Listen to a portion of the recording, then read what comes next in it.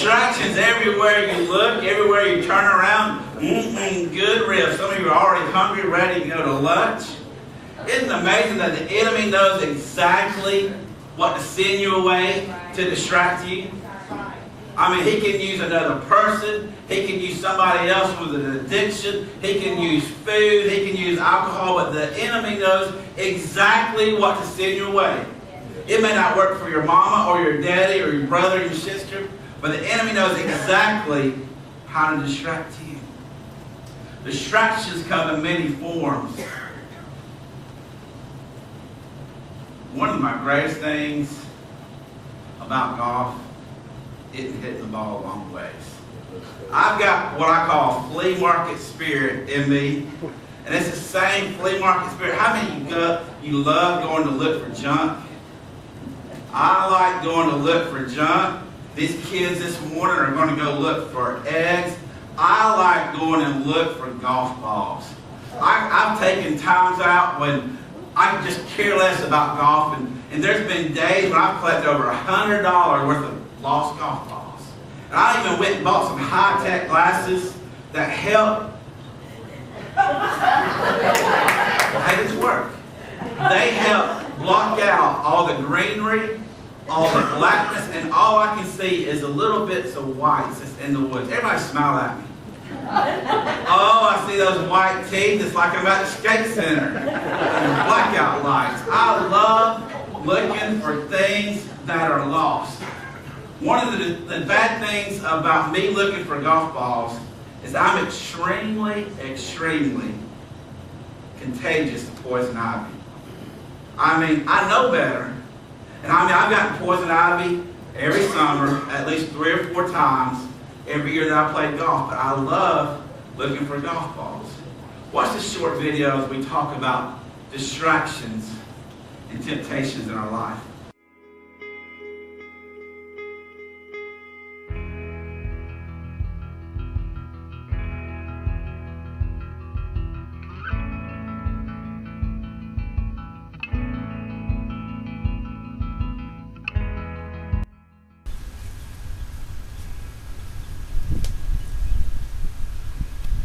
Hey guys, I'm at my favorite golf course in the world, hole number 2 at Edgewater Beach Resort in Panama City Beach. I've been playing this course since I was about 16 years of age, and I've probably lost more golf balls and been tempted to say more 4-letter words than I can ever or will ever admit to. So today I want to show you an area that's very stuck in my mind. If you'll see around me, there's trees and there's garbage and there's poison ivy probably here to be found. A couple of years ago, about 3 years ago, I came out of this very same woods and I was going to find a lost golf ball, you know, a golf ball worth 35 cents, and tried to go and find a golf ball. And when I was coming out, I felt something on the back of my leg, and so I just, without looking, I kind of swiped it off and didn't think nothing much about it. The next day, I had a big old bowl about the size of a lemon buried into my leg, and it ended up being a spider bite, which led to a staph infection. And that staph infection, besides just that one time, reoccurred in my body 2 or 3 different times. You know, people come and look through golf balls every day of the year right here in these woods, and most people will never get bit by a spider, but for me, it was more than I should have been willing to get into. A lot of times I talk to people who think they can handle things in their life, such as alcohol or even pornography, or things that on the outside it doesn't look that dangerous, but the more you get into it and the more you venture into it, the more likelihood you're going to get bit and get into something over your head. And so I just want to encourage you, no matter how safe it looks, no matter how many trails that are in the woods that you think you can manage it, there are things in our life that we just have to stay clear of.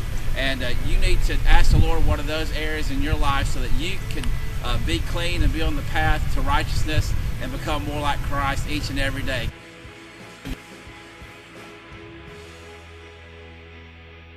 That's me putting it in the hole. Distractions. I got bit by a spider that day, and it made a big old hole in my leg, the size of a golf ball or a lemon, and that staph infection kept coming back. For the next 2 years, I struggled with staph infection because really that one incident, it started and it kept reoccurring. So many times we get exposed to things, alcohol, drugs, lust, or whatever. We get exposed to them, and it doesn't look that bad on the outside. Everybody that's involved in it looks like it's so much fun. There's been 100 old men that go in those woods every single day looking for my lost golf balls. And they'll never get stung, but for me, that was my day. You may go in the woods and you never get poison ivy. You never get bit by a snake. You never get bit by a spider. But can I tell you, hang around the woods long enough, your time will come. You hang around poison ivy long enough, you're going to start scratching. If you hang around alcohol, people who speak death in your life, people with addictions, I've seen it over and over again. It starts rubbing off on you. And when I was a kid, I thought, who you hang around, that's what you likely are to become. We must be void of distractions. What's in your life? Are you saying, there's things I need to get out. I need to cut the poison ivy out of my life. I need to spray for the bugs and the beetles and the things that bite. Watch this last short clip about hazards and traps that the enemy sets your way.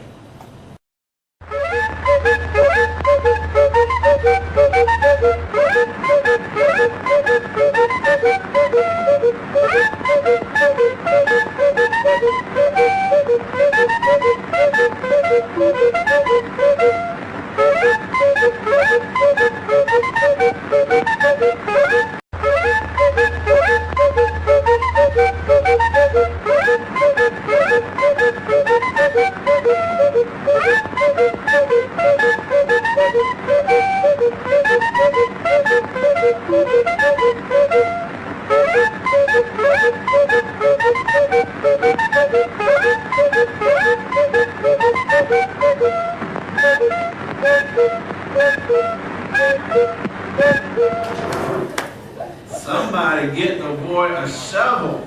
Horrible.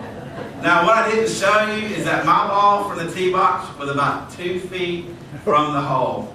So I just waited there for Ryan to get through. But you know, traps and hazards, even on a golf course, sometimes they're designed to be there. And sometimes God will put hazards in your life. Obstacles that you need to avoid, or you need to just get in it and work through it to get out of it to make you stronger. See, if Ryan never got into the sand, he would have made the destination easier, but he would not have faith to say, I've been there once, so I know I can get out. So instead of giving up in the middle of my sand trap, I'm going to keep pressing on. It may delay me. I may have to work a little bit harder, but it'll make my faith increase. The Bible has something to say about obstacles on the spiritual journey. Turn with me to 1 Peter chapter 4. 1 Peter chapter 4, verse 12. We'll also have it on the screen for you. The Bible has a lot to say about hazards in our spiritual life because they're coming. Friends, when life gets really difficult, don't jump to the conclusion that God isn't on the job. Instead, be glad that you are in the very thick of what Christ expected. Ryan was in the thick of the sand, wasn't he? This is a spiritual refining process with glory just around the corner. Jesus also says in the Gospel of John 16, verse 33, in this godless world, you will continue to experience difficulties. But take heart. I've conquered the world.